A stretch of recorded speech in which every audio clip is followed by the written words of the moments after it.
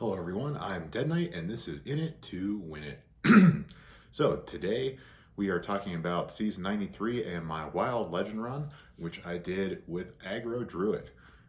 Don't forget to like, comment, and subscribe and see what other Legend decks we were playing on this channel and a discussion on guides on what other decks are good. So let's talk about Wild. There have been a lot of new cards that haven't really necessarily shaken up the Wild meta, but it's put some new perspectives on some old fun decks, and in some cases we're seeing just more of the same. But I think there's a lot of diversity in Wild right now. In my Legend run, I played with and against a whole bunch of different decks, some of which I'm not used to seeing. I ended up sticking with Agro Druid, and after some refining of the list, I think I've got a nicey here. So let's get into what we're seeing.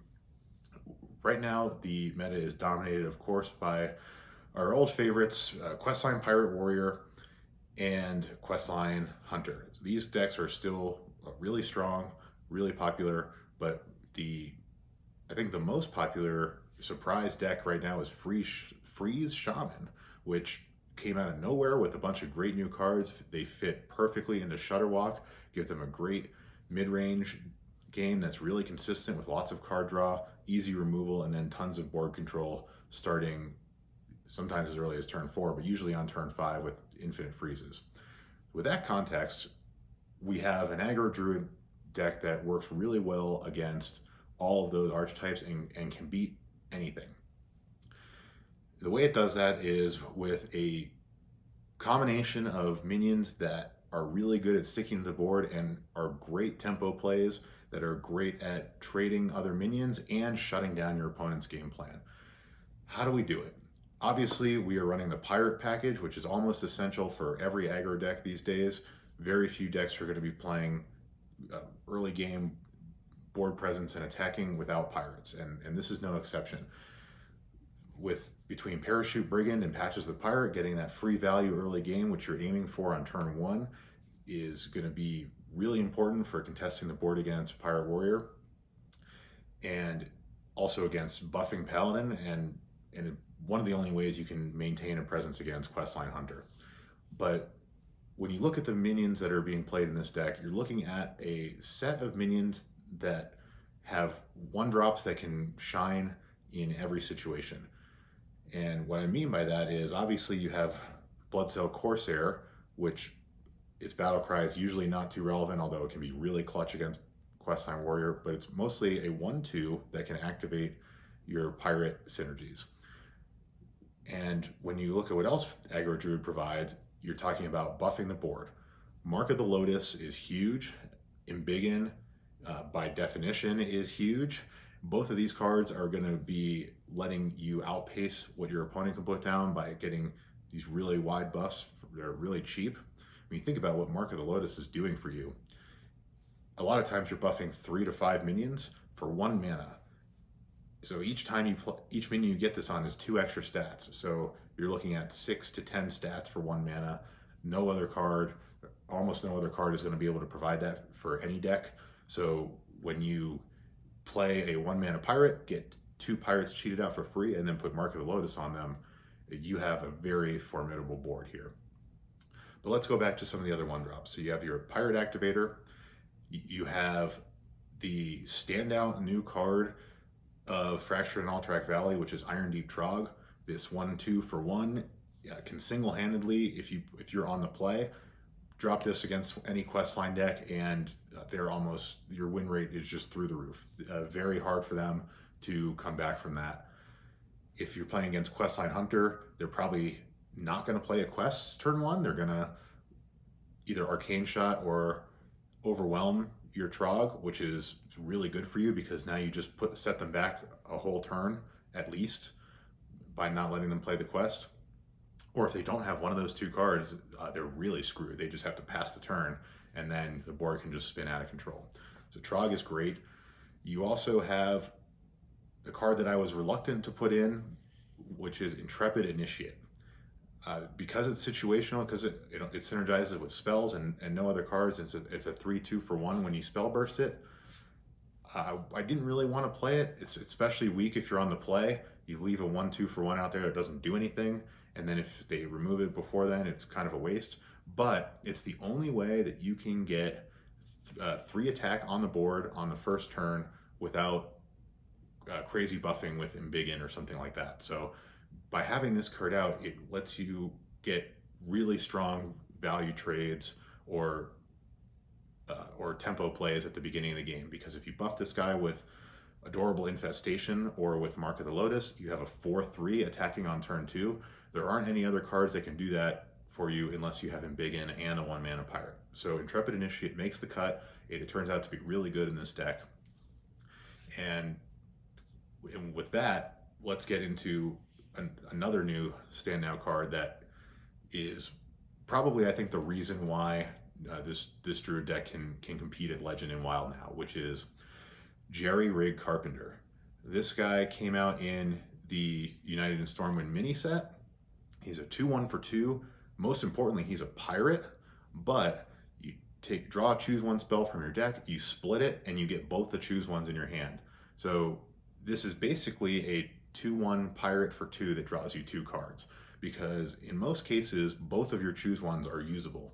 The choose 1s that we're running in this deck are Living Roots and Power of the Wild.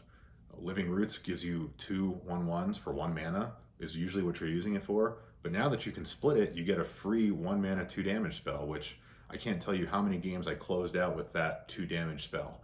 So which you would almost never play if you didn't have the free 1 from the split. So that's just an extra 2 damage you get. The Living Roots 1/2 trees split that gives you your 2 1/1s is excellent in this deck. As always, it's one of the staples in the deck to get you a wide board that you buff later. And then what you're buffing it with is Power of the Wild. Very rarely is it right to play the 3/2 for 2 with Power of the Wild, because the value you get from the buffing your whole board is so big. But now you don't have to worry about that. You get them both. And being a pirate and being able to trigger Parachute Brigand and patches is awesome. Then the final new card that comes with this deck is everybody's least favorite legendary right now, which is Drekthar. This guy is a walking call to arms, 4/4 for 4 that just slides in 2 other minions that are less expensive than him if there are no other more expensive minions in your deck than him. So you can play really greedy at the beginning of the game and not worry too much about board control to an extent, which I'll get into later, knowing that you can just refill your whole board with Drekthar. And especially if you've played an Embiggen, you get some really huge statted boards right away. Not to mention, some of the things you can bring in are not just 2 random minions. You have shutdown minions in your deck too. And this is what's the most important and probably the thing that put me over the hump here. Irondeep Trogg we already talked about, but Nerub'ar Weblord is, I think, MVP of the shutdown in Wild. It's been this way for a couple years. Once the meta kind of shaped up where battle cries were super strong, people remember this old card from Nax, a 1/4 for 2 that makes all battle cry minions cost 2 more. The problem with it, of course, is it affects yours, but you only have a small handful of battle cry minions in this deck. So you have the Carpenter, you have Bloodsail Corsair, and you have Drekthar, and that's pretty much your battle cry package. Now, those are really great cards, but what are you preventing your opponent from playing? Well, almost every pirate has battle cry, so it completely negates questline Pirate Warrior. There's the only pirate they can really play is Southsea Deckhand and N'Zoth's First Mate, and that's pretty much it. Everything else is battle cry, so you just send their deck into a grinding halt. Anything that's a questline reward, so a well-timed Nerub'ar Weblord can buy you an extra turn against questline hunter. Hand buff Paladin, most of the cards are buffing on battle cry or are doing some sort of major play, hitting the board with a battle cry, so it shuts down hand buff Paladin. And really, most importantly, is it keeps your board safe from Freeze Shaman. Freeze Shaman has 2 ways to take control of the game against this deck, and will usually win if you can't get a Nerub'ar Weblord. So you need to be able to play this to keep your board safe till at least turn 5. Obviously, the nightmarish combo is Ice Fishing, to draw the 2 Murlocs that control the board, which is Firemancer Flurgle and Toxfin. These 2 together for 3 mana just wipe every board unless they have Divine Shield. So 3 mana full board clear, that leaves 8 stats on the board for your opponent is pretty terrible for us. But making the Toxfin cost 2 more means that you get to live at least until turn 5, and hopefully they don't. Many games are closed out on turn 5 because we have Arbor up, and we have a lot of board buffing, and we have a really wide board, so a lot of games are ending before turn 5. Being able to put this guy in and protect your board from Toxfin is absolutely clutch. The other thing that they're doing is the new freeze package featuring Snowfall Guardian. For 5 mana, play a 3/3 that freezes your entire board and then gets buffed for every minion that it freezes. This is obviously a doomsday for us. You know, this is hell freezing over for us. We're looking at usually a 10/10 that freezes our board, and then our board probably will never get unfrozen for the rest of the game because of Brilliant Macaw, another Snowfall Guardian.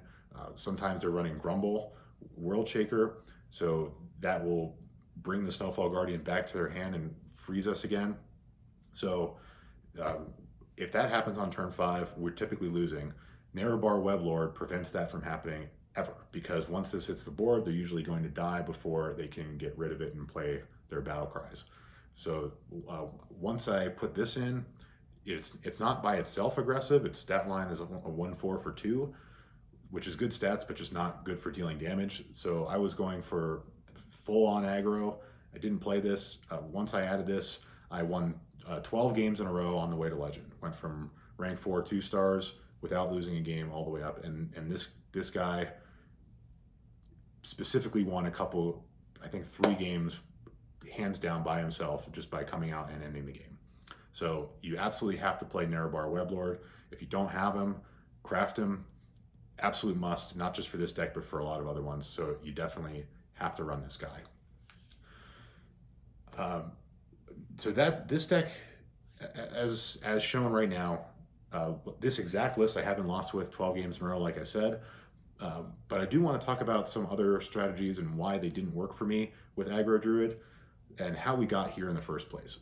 So the first thing we did was went for the most ignorant Agro Druid deck we could, which was the full-on high roll Drekthar with Embiggens and Irondeep Troggs, and then a whole bunch of buff and tokens. And obviously, as we know from Standard, this is really inconsistent. When you win big. But in Wild, people have some more ways to deal with these things. So even sometimes if you hit the turn 1 or turn 2 Drekthar with Irondeep Trogg, and I also had a Guff in there to get the full-on snowball, even sometimes then they can still recover. So that doesn't work in Wild. So we went back to the traditional Agro Druid with some pirates, and because we have Drekthar, I went full pirate. And unless you're a warrior, it's really tough to go full pirate. And what I mean by that is we were running the ship's cannons. We were also running the Southsea Deckhands. And you think about if you hit Drekthar down and you can put cannons and Southsea captains onto the board, it's a pretty huge board swing. And when you realize that Drekthar can pull in 3 mana minions as well, that's really strong.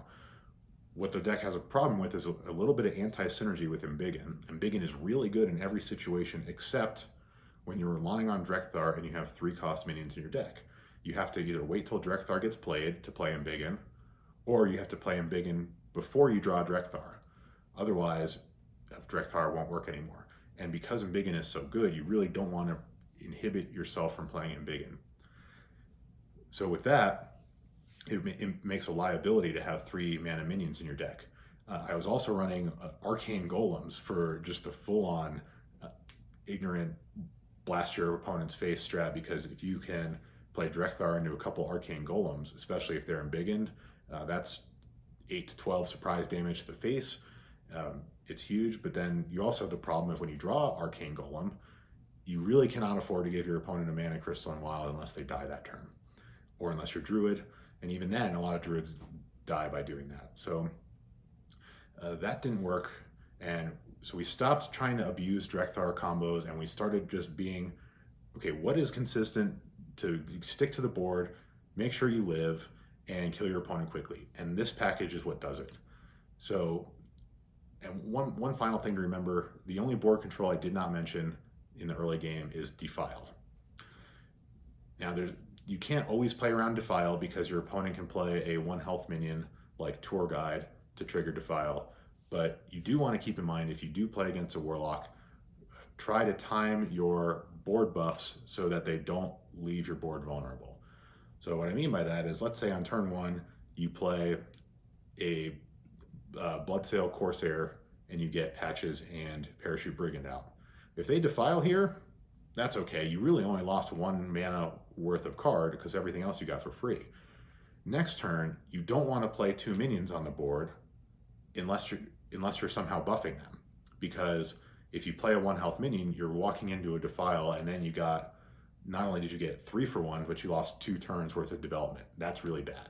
So you don't want to play any more minions unless you're buffing them so that there's no 1 health minion on the board.